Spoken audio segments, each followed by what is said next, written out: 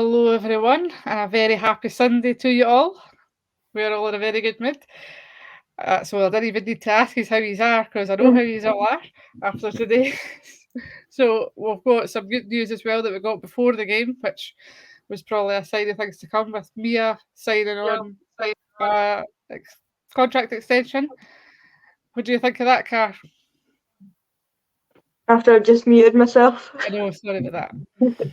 I mean, I'm very happy about it. I think I just messaged you and I was like, I mean, very well deserved. She could go very good places. I mean, she's already at a very good place, but she could go at, I guess, a higher level, if we would put it that way. So it's nice that we got her signed on for a bit longer. And Joe's obviously seen what she can offer because she only signed in July, her pro contract. So it's really good that she signed on for longer now. But they haven't announced how long it is, but I'm hoping it's like a 5-year deal and we'll just put her to the top level she can and then we'll get loads of money for her. Yeah, Graeme, it was good to see us signing up the young talent because I think it would be easy for clubs to kind of be looking at her now. We're kind of kicking on so quick, so good that Joe's kind of getting this business done quite early on. No, absolutely. Especially one of the things she said when she comes in that she usually goes to a club and there's maybe one good youngster, but she was really surprised at the amount of loads of them in our team, and she's doing the right thing. You know, we've seen Mia week in, week out. She's absolutely phenomenal, and she'll probably be the first of many of them to get contracts. To be honest with you, and it's great that if the manager's giving you that boost now, is that's just going to you're only going to go up and up, aren't you? At the end of the day, and it gives younger ones in academy to say, look, I can reach that level. I can get into that first team. I can get a professional contract. Don't give up. There is a door waiting for you. You just need to work for it. Alan, do you see any more contracts coming out? Like anybody else you would give a contract to? I've not heard any sort of talk that we'll see any more given out anytime soon, but I think seeing Mia get a new contract so sort of early in the season, they're clearly going to be sort of keeping an eye on it. I'm not sure why that sounds echoing, but I know, I was like, I don't know if it's maybe Graeme because it doesn't usually happen. maybe you need to mute Graeme. No worries. Well, just then after that good news, we'll jump into the match today. Obviously, we travelled to Airdrie to play Celtic, obviously. So we started with Fife and goals. All right, card, don't worry about it. McLaughlin, Hill, Docherty, Macaulay, Cornet, McLean, Hay, Bell, Hardy, and Howitt. Were you happy with that team, Car?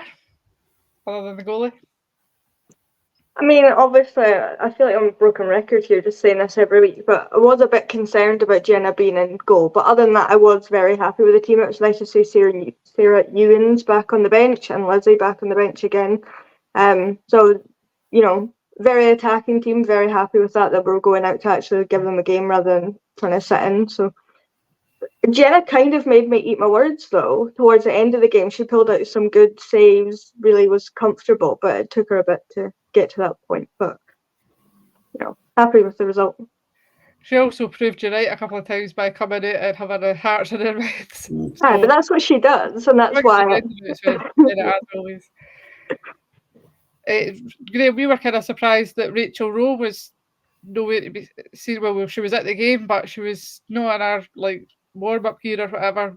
After us kind of discussing that she's probably going to be one of the players that would have really helped us today, it was surprising that she was not in the match squad. I thought she would have been like one of the first, if not the first name in the team sheet, given the form she's been in the last few weeks. We've seen her at the Hamilton game recently, the Hibs game.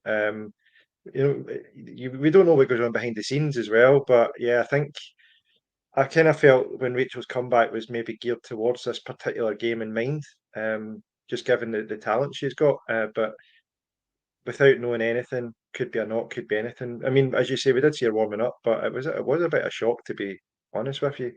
But there must be a reason behind it, surely. So it turned out we didn't really need her, Alan, but it was good to see Lizzie Arnott back in again, and also Brogan and Chelsea are kind of continuing that recovery after their injuries.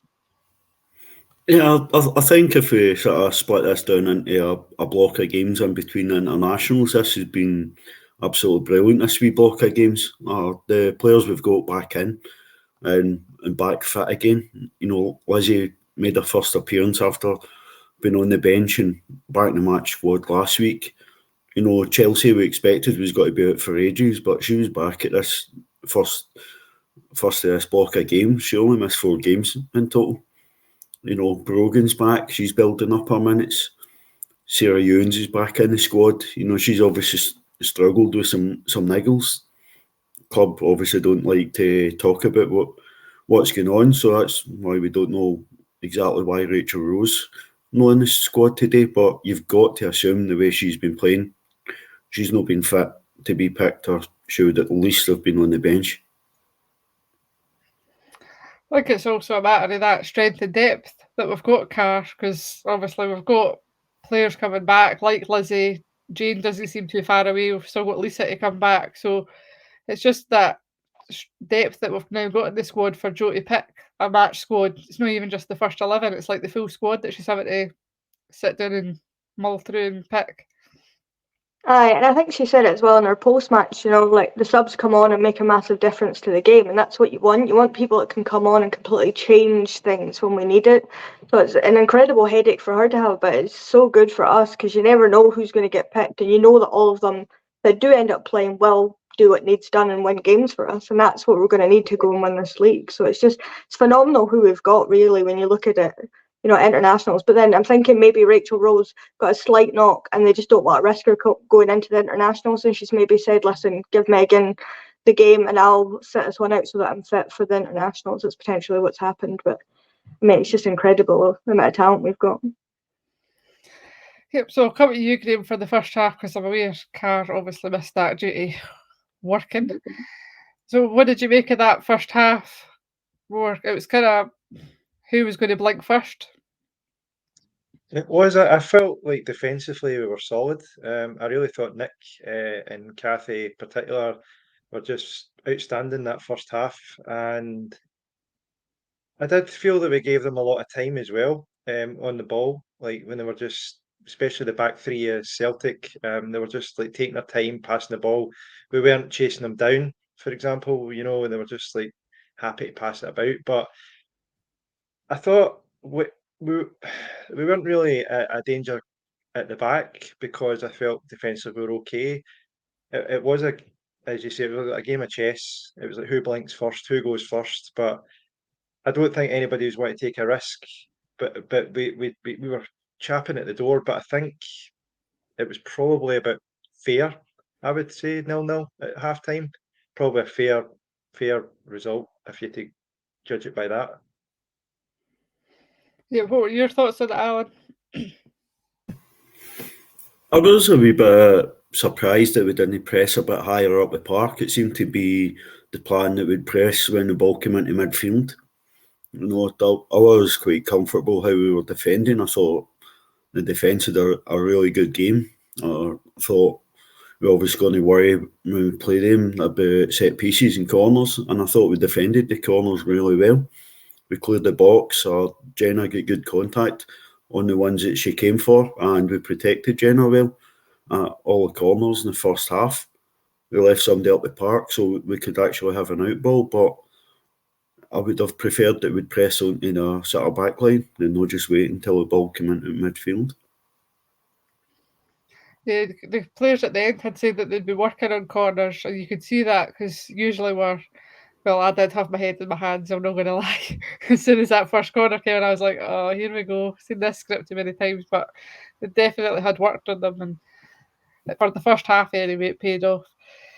So we went in 0-0 at half time, and then at half time we made a change. Libby Banks came on for Megan Bell, who had took a kick to the face, nearly lost an eye because it was what she told us at the end that it was actually the stud that went just under her eye, so she was very lucky not to be seriously injured. So Libby Banks came on, which was probably quite a good substitution in hindsight, Graeme, because she had came on and kind of showed up that midfield a wee bit. No, absolutely, and it was the right thing, especially, you want Megan to play, obviously, but when you've got that injury, you don't want to take risks, But yeah, Libby came on and she was phenomenal as well, and she really took that midfield and just made it her own, and really, really helped push the creative players forward. Sorry, a wee bit more. Not that Megan wasn't doing that, by the way. Megan was doing that. It was just Celtic were more on us in the first half, but I think it allowed a wee bit of freedom for your Rios and Iniesta, Innies and stuff like that. Sorry, to just do a wee bit of magic and let them do their stuff. She really bossed that midfield, Livy. She did, Kat, and they say don't fall in love with loan players, but do you think we should maybe get her a wee bit longer? Think she's enjoying it here? I mean, maybe she'll want to stay if we, go and win everything. Maybe she'll be like, this is class. Because, being from Brighton, realistically, they're not going to win anything. They might win a cup here and there, but they're not going to go and compete for the league because most years are in a relegation battle. So maybe she'll say to them, I like it here. I'll just stay and then we'll just blossom her into the wonderful talent that she's going to be. But you can see she's already a little bit ahead of our young players. She's definitely got that bit about her that people trust her as well. They're just letting her go and be in the midfield, and everyone else can just get forward to do what they want to do. It's so class how good she is, by the way. And she's very strong in that as well. And I think where Megan was getting maybe pushed off the ball in that a wee bit, she was just try and push me, you're not going to get past me. So it was exactly what we needed at that time, and it was nice to see for a change, Alan, some positive substitutions being made when we're used to that kind of like for like or substitutions that aren't kind of coming off or on when they should be. Definitely, and I think it's really encouraging that when we're making subs, it's not just like for like, and we'll move people already on the park around to a new position. We obviously pushed Kirsty McLean further forward when Libby came on, but what's really encouraging about Libby is that she will make an impact where or not she's starting or where she's coming off the bench, and that's priceless, having a player that will make an impact where or not they're starting or where you're asking them to come on at half time or during the game. Yeah, so unfortunately, obviously, Celtic did take the lead, Graeme, and it did come from a corner. So do you want to kind of talk us through that a wee bit? I think it was just usual, unfortunately. Celtics, as we know, that's their trademark, isn't it? They only kind of play on corners. But yeah, just the corner came in, and yeah, I don't think I've not seen it back really, but it's hard to see where we were sitting, who was, if there was any fault or anything like that. But we just know that Celtic are good at corners, unfortunately. I don't know if Alan, you want to elaborate on that, but you know. Well, I think, sorry, I'll just jump in. I think Car, it was kind of telling me that I looked at my phone and you went, Kathy. I mean, I watched it back. It did look like Kathy was kind of shoved off. We know Caitlin Hayes is good at corners, and players did say that they were obviously working on that, but we've got to be stronger at that kind of situation. Oh, me, sorry. I thought you were talking to Alan there. Yeah, initially I thought it was Kathy, and it probably is because she's the one marking Caitlin Hayes, but realistically we just need to be stronger in that and push them away. Get them out the way if they're going to push us, because you said that she got a push in the back, so we need to be stronger at that and not let that happen. Jenna probably could have done a little bit better and come for it, because she did a couple of corners before that. She came for it, she punched it away and tried to grab it, so we just need to kind of work on that. But I don't know if that was still nerves at that point, because they seemed kind of jittery. There was a few moments where everyone kind of had bobbles almost, where they just weren't quite at it, and then once they scored, we seemed to just pick up again and go, no, we're still in this. Whereas last season the heads kind of went down a little bit. So I think we just need to work on that. But if they have been working on that, we'll get there eventually, hopefully, and that won't happen again. Yeah, it was sad that Kathy, I think it was Kathy, had said that they need to work on it more often rather than just before these kind of games, Alan. So I kind of cut you off there. I'll let you jump in and say what you were wanting to say. I've not seen a replay back, but at the time I felt that we'd clearly been working on the corners because I thought we defended the corners really well, especially in the first half. The corner we conceded from was the first time that they took a corner and didn't play it right on top of the keeper. So, if anything, I think we maybe caught a wee bit unawares and not expecting one getting played more to the penalty spot as opposed to right on top of the keeper. Yep, so they had went 1-0 up, and I think the most positive thing, especially like after like last season in that car, is we came back right at them, and it was like only like 7 minutes, 7 minutes before we kind of got back on level terms, which was really positive to see that we were just like, no, this isn't how it's going to play out. Like, we're here to kind of get the points. Yeah, we definitely like kind of kicked it up a gear after they scored. We were kind of on top of them at that point. We were just all over them, and then we just get the ball to Kirsty McLean, and she just, easy as you like, just kind of slots it home. Like, it's kind of an easy goal that the keeper probably should have done a bit better at, but she was just on, like, she was sending them off for hot dogs. She was spinning them all around the place, and they couldn't get near her. I think they were getting a bit frustrated at that because a few of them were like flying into tackles at her at that point then to try and get the ball off her, and she was just having none of it. And I think from that moment on, we always knew we were then going to go and get the winner because it was us from that moment right to the end of the game. We were just absolutely dominating them that whole second half after that. Yeah, Graeme, I think you described it quite well. When the ball just came across, she just kind of stops it and then just slides it right home. And I think at first she was kind of struggled in the game, and once she settled in, she really came on.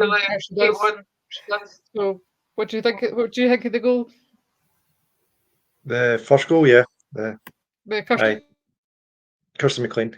Oh, it's phenomenal. It's just the way Kirsty Howitt put the ball in, and then the way Kirsty McLean or any I was referring to earlier, the way she just stopped the ball dead and then just hit it. It was phenomenal because when you think about it, you're under all that pressure, big game, but it's not just big game; it's any game. But you've got, I don't know, 3 or 4, maybe even 5 Celtic players in that box, and you just hit it so calmly like that and just burst the net. That's talent. That is phenomenal. You know, it's not just a tap in. That is an absolutely tremendous goal, and I'm sure it's one we'll be watching time and time again because it is truly a classic goal. Yeah, but then Alan, after that, I think they maybe had a couple of chances, but we just piled the pressure on them and we just kind of kept it going. I think the Lizzie Arnott comes on for Brogan Hay. Jodie McCleary went off. No, Jodie McCleary came on, sorry, for Mia Macaulay. So it kind of freshened up the wings a bit, and then we just kept piling the pressure on. Yeah, there seemed to be a calmness about our play that we knew there was going to be chances, and we knew that we can get it at Celtic, and the players just kept plugging away. They definitely seemed to have a plan to try and get down the sides. That Celtic defence, you know, a lot of balls were coming off it or going out to the wide players. Some maybe just not quite getting the right angles, but Mia was having quite a lot of joy down her side, and she was on the end of a few sore ones before she went off. And Brogan was looking dangerous in the other wing, and then Jodie and Lizzie came on, and I just picked up the mantle from where Brogan and Mia had been. Lizzie was done brilliant for not having played all season, and Jodie was absolutely bang up for it. Yeah, Car, how good was it to see Lizzie back? Obviously, we'd seen her in the kind of on the bench last week, but for her to actually get back on and come back after kind of long layoff she's had with injury. I mean, it's incredible to think that she hasn't played in that length of time, and then she comes on and it's like she's never left. She's so good, and she offers us so much down that wing. She gets us a bit wider, I think, than Mia and Jodie and Brogan even offer us. She was so far wide, basically at the corner, kicking balls in, crosses in, and her corners as well. As we keep talking about, Lizzie's corners are immaculate, and one of them nearly came off before we got the second goal. And she's just so good that we need to capitalise on her being back, but obviously bed her in, give her a bit more time than just throwing her into every game. But obviously we're in it. international break now. Easy for me to say. But she's just so good, and you can see everybody around her knows what she's going to do. Her and Nick were linking up really well, and she kept running past Nick when Nick had the ball then to try and give her that other option rather than just playing it inside, which we have been doing. So it's so good to see her back. And once Jane's back, we are unstoppable. Yeah, we've said for long enough that the relationship her and Nick have got is just like, it's like they can just read each other's mind, and Nick has kind of got that when Brogan and that's there, but because her and Lizzie have played together for that long that they just know where each other's going to be, so really good to see Lizzie back. And of course, it was Lizzie that set up the winning goal for Rio Hardy, a lovely cross into the box. Rio managed to head it home, Graeme, and the crowd went wild. I mean, we kind of talked about how good that header was, though. I think she said herself she had to just put herself in the lane and go for it. It was phenomenal. And then everybody went wild. Because I think before that there was one or two decisions that were a bit suspicious. With Jodie getting her top pulled and things like that, and the Chelsea hitting the shot and the keeper saves it, but then it ends up a goal kick and it not a corner. So we had all that going before that second goal, and then the scenes were just, well, you saw they were phenomenal. Yeah, on that point, Alan, the refs and linesmen today just, I think they were shocking again. Like, I don't know where they get them for, bargain bin or something. No, and the thing is, you're looking at that ref, and it's not a ref I recognise having seen in the league before, and you're wondering if you've drafted somebody in from a supposedly higher level because the game's on Sky, not familiar with the league and just trying to make an impression. But the referee was awful today, and we'll say this when we've won the game, and it doesn't sound like sour grapes, but the ref and the main stand side linesmen are just absolutely appalling. They had no control whatsoever of the game, and some of their decisions were laughable, but we've got the last laugh, and that's the main thing. Because I don't know how much you've seen, Card, but where we were, the amount of decisions that linesman was just letting them away with was just absolutely ridiculous. Things literally right in front of him, and he's just no even like saying to the ref like that's a foul. Like as Graeme was saying, Jodie had her top nearly ripped off. The goalkeeper was making like fingertip saves, which should have been corners, and he just wasn't giving them. Like, don't know where he was watching, but it certainly wasn't the game.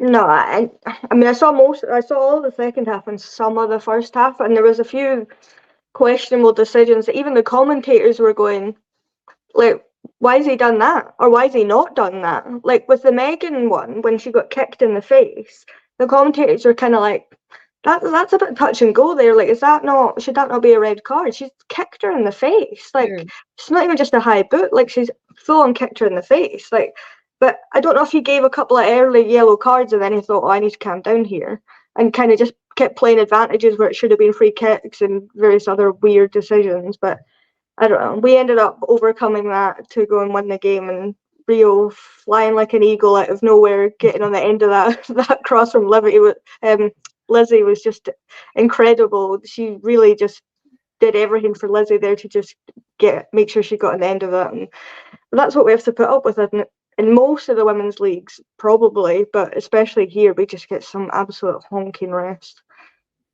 Yeah, ridiculous. But at least we got the result anyway. So that result puts us to the top of the league, which is fantastic.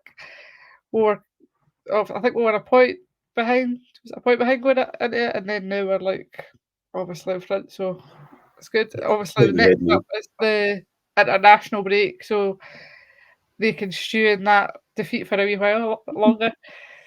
Our next game is against Spartans at Broadwood. Tickets are actually on sale well in advance, so you can get a lot of that and keep supporting the team.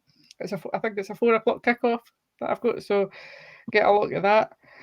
And then obviously there's the international games coming up that tickets are on sale for that as well. So get a lot of them. We've got quite a few players away. Kathy got a call up and Kirsty Howitt's called up again, Graeme. It's well deserved, but like Kirsty's been informing, I know she didn't score today, but she was a handful for Celtic too. So, sometimes you don't need to score to be brilliant. But she was a menace today and fully deserved, to be honest with you. And you'd be absolutely crazy if you're the national manager not to draft somebody who's in form like Kirsty Howitt. You would be crazy. And why not give her a start as well for this time? She deserves it. Totally deserves it. Yeah, good for Kathy as well, Alan. She's certainly came back from her injury and that kind of surgery she had. She's really in form as well now, so good to see her getting a call up and hopefully she actually gets on the pitch this time. I very much hope so. I mean, I think Kathy's absolutely fine. I think she's in great form right now, and all three at the back have really settled in well to playing it as a three at the back now.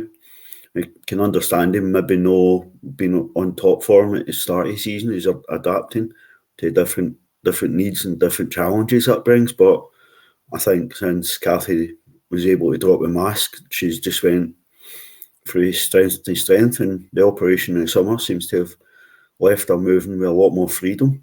And she's reading the game really well. A long passing is really good, or some great breaks based on Kathy's passes out to Mia today. So she absolutely deserves that call up, and hopefully this time she'll go on the park.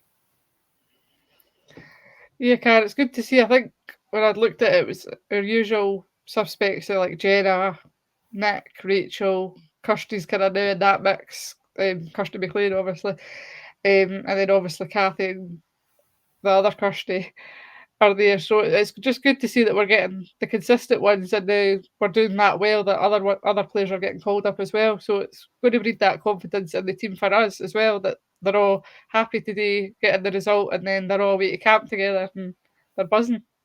I mean, it definitely helps when they all play, majority play together all the time. It does help in a country environment where they all kind of know each other, what they're each going to do. So I think it does help. And with the injuries that Scotland's got at the moment, really do need that. We need informed goal scorers and good defenders. So I think hopefully Kirsty and Kathy will both get a chance this time, because we need it. Scotland are kind of struggling a bit at the Nations League, so we need to get those points. So I think they might be instrumental realistically going into those games, but it's just so class how many of them are being called up. But once Brogan's kind of back fully fit and firing again, she kind of is, but once she's fully back, she'll be back right back in that Scotland squad as well. So it just shows how many of them are being called up.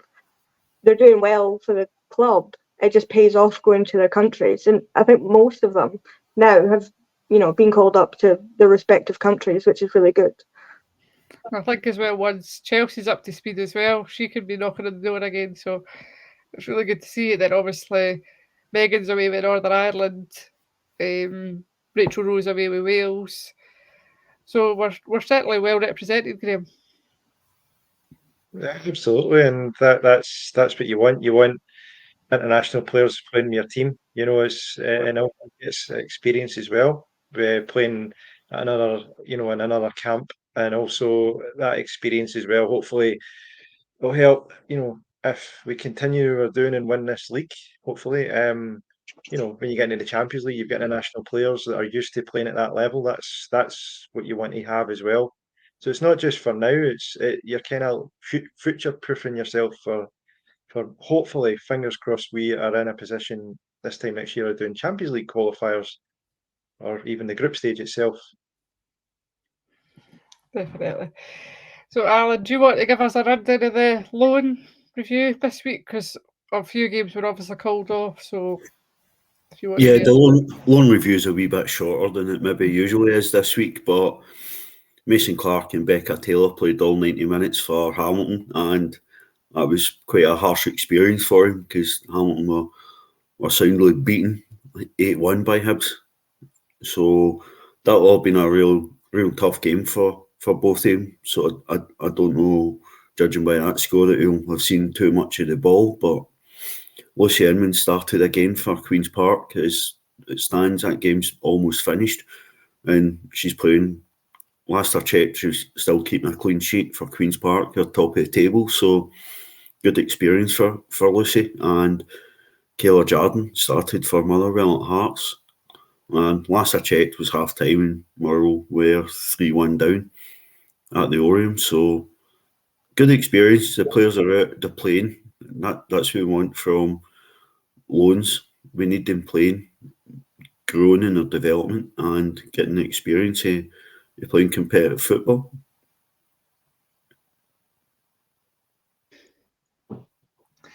Yep, definitely. We'll just stick with you there now, since you're the man with the score predictor. Do you want to give us some update on that as well? Not fully finished for this week, as the Hearts game's still going on, and we're recording this earlier than we usually do, but quite a few people had the correct score for our game. 2-1 was a popular choice, so a lot of people very happy with that score, but even beyond being extremely happy with that score anyway. So it's a lower score round than it usually is, because obviously we've had 3 games postponed, but what we'll do is what we did with the City and Celtic game a few weeks back, and we'll add that into another round when these games get rescheduled and played. So probably quite a low scoring round, but a lot of people will be happy with the bonus of getting extra points for our score. Yeah, I'm not happy. I tried to be different and it backfired on me. But I'm happy with the score, just not happy with predicting this week. Car, we've got some merch that we've got coming. Do you want to tell the people about our merch? I mean, we've got hats now, we've got woolly hats, we've got autograph books on pre-order, there's scarves coming at some point.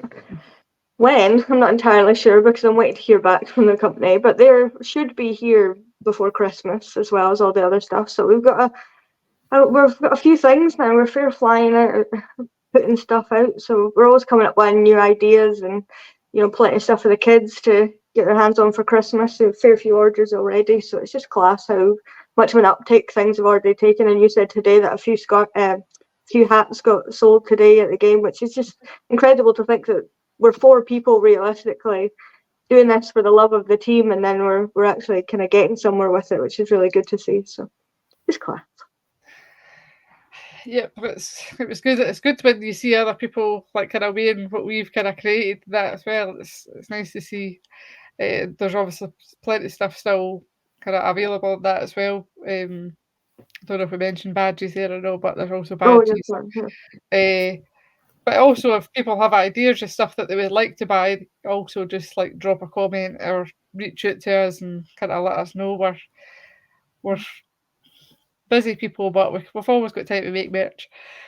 We also have players did comment on the hats. Some of the players did like the hats. So. Yeah, Kirsty Howitt and Tess, to name a few, we're very happy with them. £15 to the 2 of them if they want to buy one. No freebies. Go win the treble, I'll buy you a hat. Win the league and you can get a hat each. I'm sure they're good for it. Definitely. So we've got obviously the merch, we've got the autograph books and the scarves are pre-orders, but you can still put your orders in, and we'll get them out to you once the stuff arrives. We also have the bus for the Aberdeen game, which is in January, that's still available if people want to kind of get involved in that. We're a few people off kind of that being a thing. So if people want to kind of get involved in that, reach out to us, join the group, let us know. Then we can hopefully get that going for January. It is a bit of a while away, but get it booked and we'll be hopefully partying up the road to Aberdeen and back. And Laura, when's the deadline to get your booking in for the bus? Well, it was the 1st of November for that, but I think because we're kind of struggling with it might be extended a wee bit, but we'll see. Depends if people take up the offer or not. And then we can see where we go for that. Was there anything else I was to mention, Graeme? Did you have anything else you wanted to mention? Yeah, the Rangers, just to let everybody know, the Rangers ticket website, when you're buying your Spartans ticket, it shows a kick-off time at 2:00, but on the SWPL, as you rightly said, Laura, it says 4:00 kick-off. So just in case, I know it's only 2 hours, but I think they've got their times mixed up because they've got the quarter final at 4 o'clock against Boroughmuir Thistle, but that should be a 2 o'clock kickoff. I don't know if they've just maybe mixed up the times when they put the tickets up, but it's just in case you're 2 hours early or you're 2 hours late for games because the Boroughmuir's a 2 o'clock kickoff on the 12th of November and the Spartans is definitely 4, but the tickets are back to front with the times. It's just to let people know, that would be, if it was me personally, I'd be confused at that, but We praise them for doing something right, and then they just do it wrong. Honestly, They're trying. They try. But the good thing is they have also got the Boroughmuir tickets on sale as well, as you mentioned there, Graeme. So get the tickets whilst you're getting the Spartans ones. If you do have a season ticket, obviously you need to get your Boroughmuir one separately because your season ticket doesn't cover that. So you do need to go and buy that anyway. So Worth noting on the Boroughmuir tickets, the only option is to print them at home. So they won't be sending tickets out for that. yeah, So either print them at home or keep the email on your phone for confirmation. yeah, they usually are quite good at just getting kind of confirmation in that. So that's kind of, I think that's us near enough. Anything else you guys want to mention? Well, we'll need to look back and pick a player of the match. We've not went round the houses and done that. So why don't you go first, Laura? The full team was the player of the players of the matches. That's why. Oh, player of the Well match. I think other than the mistake Kathy made, I think she was just outstanding. She was not wanting them to score at all today. Not that she ever would, but she was just diving in at everything. And she was away to do an amazing run at one point again. She's just in such good form now. So I'd give it to Kathy Hill.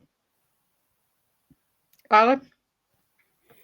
For me, and I said it at the game, Chelsea Cornet was head and shoulders above anybody on that part of the day. Kirsty McLean will get the attention, understandably, but Chelsea was absolutely head and shoulders above everybody. The work she done in the midfield, she always took the ball under pressure, which was quite often taking the ball off of Jenna. But she covered when Kathy or Nick or Rachel were bombing up the park. She dropped in. She made a lot of interceptions at the back, and she got forward. She was always looking to move the ball forward and be available for passes. Absolutely best I've ever seen Chelsea play for us.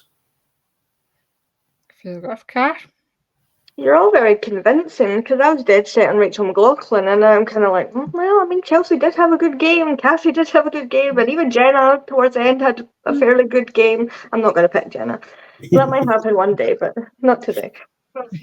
I'll stick with It's okay. It's a safe space. You pick her today. No, I think Rachel McLaughlin covered very well at the back. She was flying into tackles. She was, getting the ball high up the pitch when we needed to, and she wasn't taking any nonsense for anyone. And, she said to me after the Hamilton game that she's keeping some in the tank for the Celtic game, and she sure did. So she stuck to her word on that. So I'm going to give it to Rachel McLaughlin. She definitely did. It's so good that she links up so well with whoever's on that wing, because I think it was Mia. They've got a great relationship already, and then when Jodie was on, they were just linking up so well. So, yep, good shout there. Graeme, what about you? it was just on your point about the link up. I think that's just been great built up over this last 10, 11 games, as well. For me, I don't know.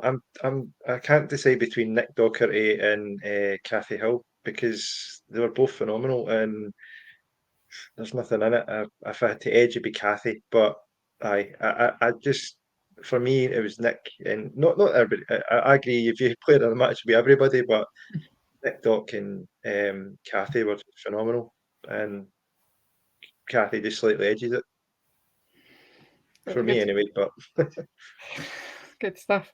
So we'll do a wee quick score predictor for the Spartans game then.